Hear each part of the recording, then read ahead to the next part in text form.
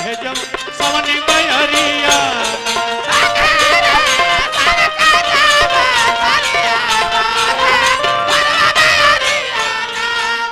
बहे जब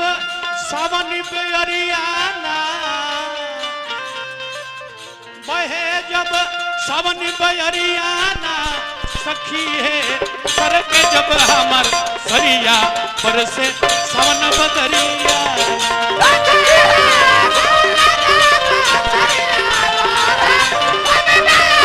सखी है पर से जब हमर सरिया पर से सावन बदरिया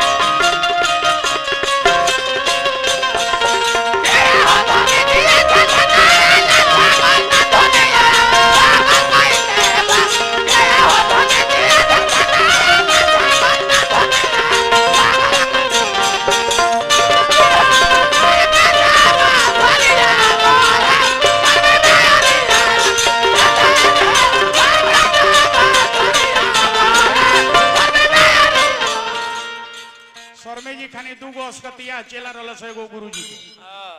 शर्मा जी खनी दूगो असकतिया असकतिया बुझत नहीं कहीं कोनो काम जानतो रह या कहे जे हम नहीं जानो ना गुरुजी के पूजा करे के बेरा भई तो दोनों चेलवन से कहनी जब चेला थोड़ा तुलसी जी के पत्ता लाओ महाराज पिठैया तो चढ़ गए गुरुजी जब तुलसी जी के पेड़ आवे तो गुरुजी कहते नहीं कि बबुआ आगे बढ़ो ए जा नहीं खेलो ना अच्छा हई देखो तो हई ना हो हई देखो छी ना तो चलवा कहते जे बाबा हमार हालत खराब बा बुझाते जे हई है हो कह जे ना ना और आगे बढ़ो ई तुलसी जी के पता ना हो ना और आगे बढ़ो अब कहे के मतलब बा एही जब वो चलवा के हालत खराब हो गई कहते जे गुरुजी हम गलती से कह देनी है जे केरा के पत्ता कनी होला हम तो जानते रहनी हो खाली जाए के उसको तो कह देनी हो है जे तुलसी जी के पेड़ बहई हो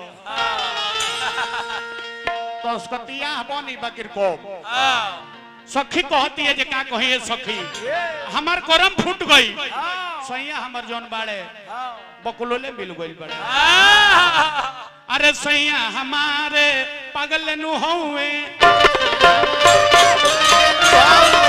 सैया हमारे पागल नु बाड़े घरवा से हो भागल नु बाड़े घरवा से हो भागल नु बाड़े कबो कबो मन करता जे गरिया दी मन करे दीती गरिया ना मन करे दीती गरिया ना सखी है सर के जब हमर सरिया बहे जब सावनी बहरिया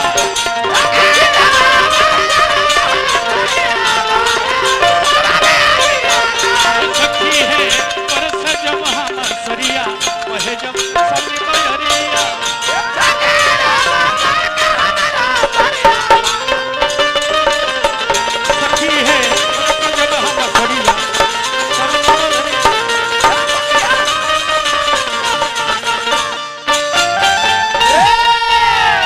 हरिओम नमः शिवाय कर्पूरा गौरम करुणा अवतार नीलम भुज श्याम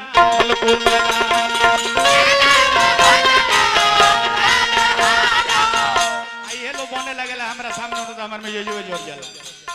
बनी होता ने ये काम निकल जाए नीलम भुज श्याम मलकोमला सीता समारो नितवाम भागो पाड़ो महास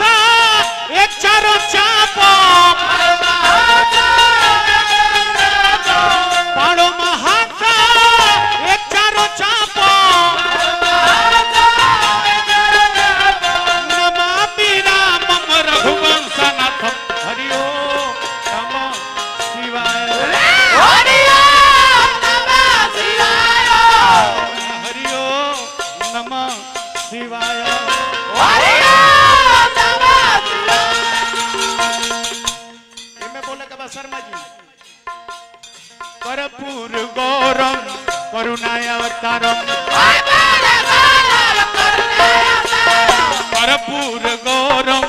करुणावतारम संसार सारम भुजगेंद्रहारम सदा वसंतम हृदय रविंदे भवम भवानी सहितम नमामि हरिओम नमः शिवाय। तने मने ओ जगह बड़ाई नहीं हरुआ आ उठत तो कहल जे करे जे कर मानी श्री कृष्ण गोविंद हरे मुरारी हे नाथ नारायण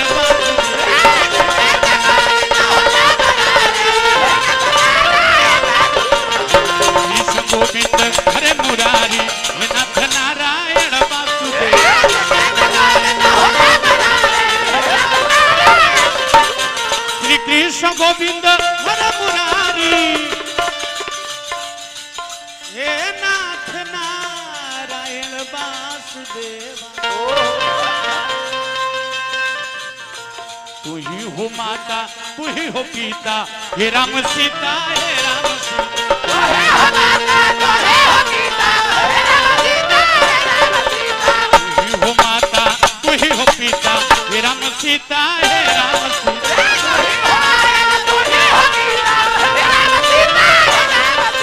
हे राम सीता हे राम सीता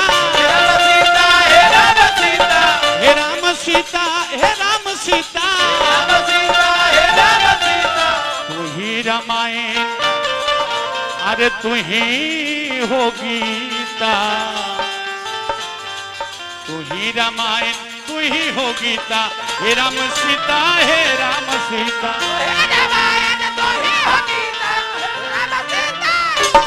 तू ही रामायण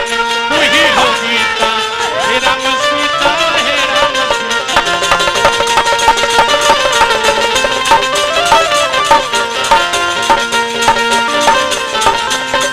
बोली रामचंद्र की जय जय जय अब आई हमारा मनोज भैया से सुनिए अब फिर बताए तो कितना आदमी बड़े मनोज भैया